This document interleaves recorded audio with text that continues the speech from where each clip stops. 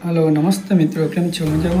तो आप यस विषे बात करीशुं एंक्लोजिस स्पोन्डिलोसिस એટલે કે મણકામાં આવવામાં ખાસ કરીને સાંજે સૂતા વખતે પડખું કરવામાં તકલીફ પડે અને આરામ કરીએ એટલે દુખાવો વધી જાય અને કામ હલન ચલન કામ કરીએ તો દુખાવો ઘટી જાય। આ એક ક્રોનિક ડિઝીઝ છે। આને હે ને દવા સિવાય મટે એમ નથી, એટલે દવા તો લેવી જ પડશે અમને।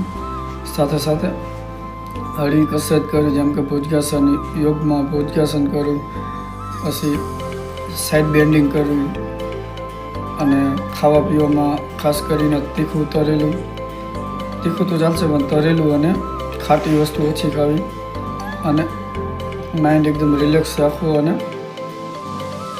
અને જાજો સ્ટ્રેસ ન લેવો। સ્ટ્રેસ લેવાથી પણ આ બીમારી વધી શકે એવું ડૉક્ટરનું કહેવું છે। તો બને ત્યાં લગી રિલેક્સ રહેવું અને टाइम टू टाइम दवा लेती रही और रोज 30 मिनिट कसरत करवी। जो एंक्लोजिस स्पोन्डिलोसिस विषे माहिती वधारे मेळवी होय तो मारी चेनल ने सब्सक्राइब करो, लाइक करो। थैंक यू, धन्यवाद।